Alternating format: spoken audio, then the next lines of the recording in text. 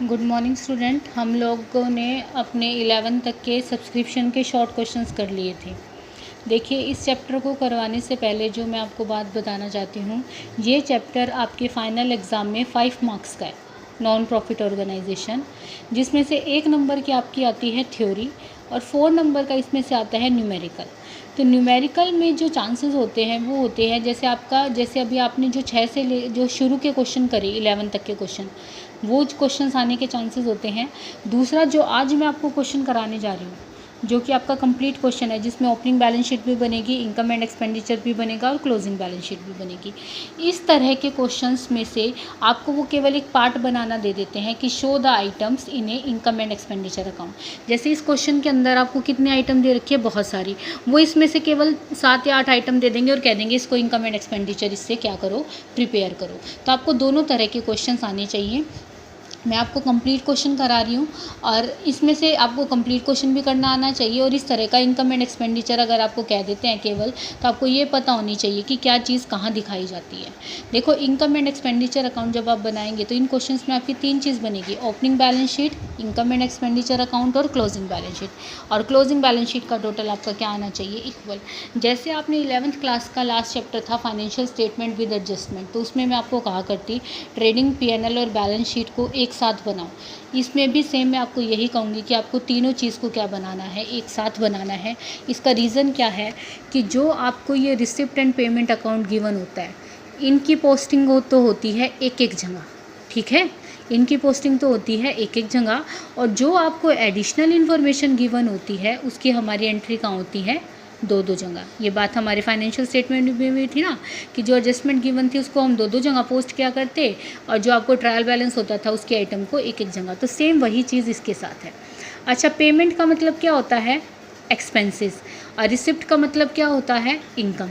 तो जो income and expenditure की पेमेंट साइड आती है वो तो कहाँ आएगी, पेमेंट साइड तो कहाँ आएगी, एक्सपेंडिचर साइड, और रिसिप्ट साइड कहाँ आ जाएगी, इनकम साइड। तो ये 2 साइड में, बाय साइड कहाँ जाएगी, 2 में, और 2 साइड कहाँ चली जाएगी, बाय में। सबसे पहले देखो, आपका फर्स्ट आप यहीं से स्टार्ट करो, बाय से। मैच एक्सपेंसेस कितने गिवन हैं, 20,400।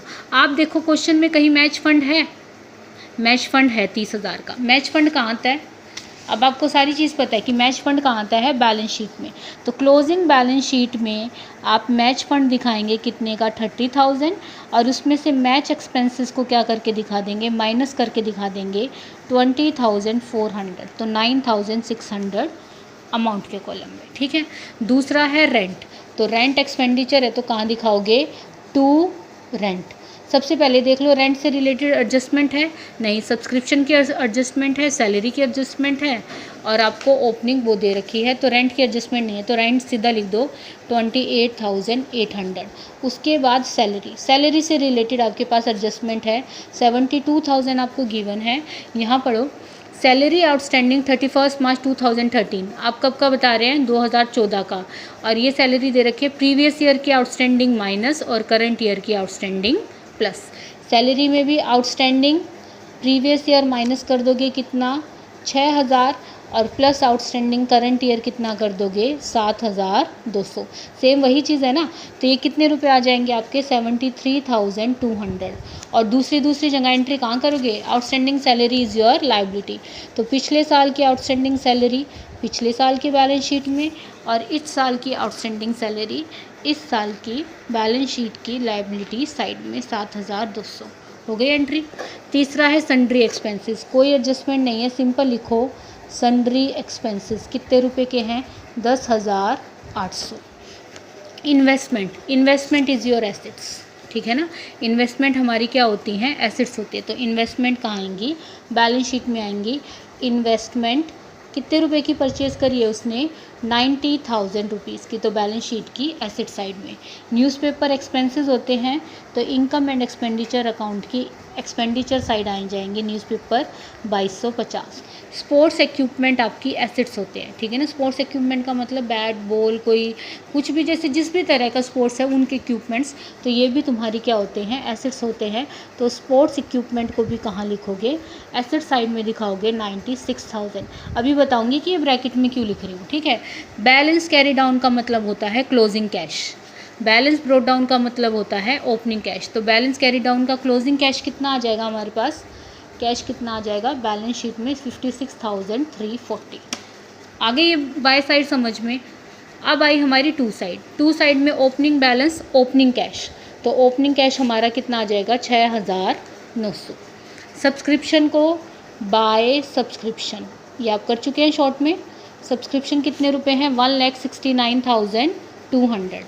सब्सक्रिप्शन आउटस्टैंडिंग प्रीवियस ईयर का आउटस्टैंडिंग 12,000 और करंट ईयर का आउटस्टैंडिंग कितना बता रखा है 18,000। माइनस आउटस्टैंडिंग प्रीवियस ईयर कितना कर दोगे 12,000 रुपये और प्लस आउटस्टैंडिंग करंट ईयर कितना कर दोगे 18,000 रुपये। तो 1,75,200 आपके यहाँ आ जाएंगे। और साथ के साथ इनको पोस्ट करो क्योंकि फिर रह जाएगा पिछले साल का आउटस्टैंडिंग पिछले साल की बैलेंस शीट की एसेट साइड और इस साल का आउटस्टैंडिंग सब्सक्रिप्शन इस साल की बैलेंस शीट की एसेट साइड, ये आपको पोस्ट करना आता है। इंटरेस्ट बताया हुआ है तो बाय इंटरेस्ट कितने रुपए बता रखा है 900 रुपये। डोनेशन के लिए कुछ भी मेंशन नहीं है, तो donation is your simple income, तो हम डोनेशन को कहाँ लिख देंगे इनकम साइड में। Donation for building fund, specific donation आ गया ना, स्पेसिफिक डोनेशन कहाँ आता है बैलेंस शीट में, तो डोनेशन फॉर बिल्डिंग फंड का डोनेशन है 1,50,000 रुपये। मैच फंड कर चुके हो, मिसलेनियस रिसिप्ट इनकम होती है, तो मिसलेनियस रिसिप्ट कितने रुपए की आ गई है 1290 की। और सेल ऑफ ग्रास ये भी आपकी इनकम है, तो सेल ऑफ ग्रास आ जाएगी आपकी 300 रुपये। पूरा अकाउंट पोस्ट हो गया। अब यहाँ से देखो आउटस्टैंडिंग की कर चुके, सैलरी की कर चुके। 31 मार्च 2013 को क्लब के पास ये एसेट्स हैं, ये क्लब की दे रखी है ओपनिंग एसेट्स। तो देखो इनकी दो जगह पोस्टिंग कहाँ आएंगी, ओपनिंग बैलेंस शीट में भी और क्लोजिंग बैलेंस शीट में भी। ओपनिंग इन्वेस्टमेंट कितनी गिवन है, इन्वेस्टमेंट गिवन है 36,000 रुपीज़। फर्नीचर गिवन है 30,000। स्पोर्ट्स इक्विपमेंट गिवन है 60,000।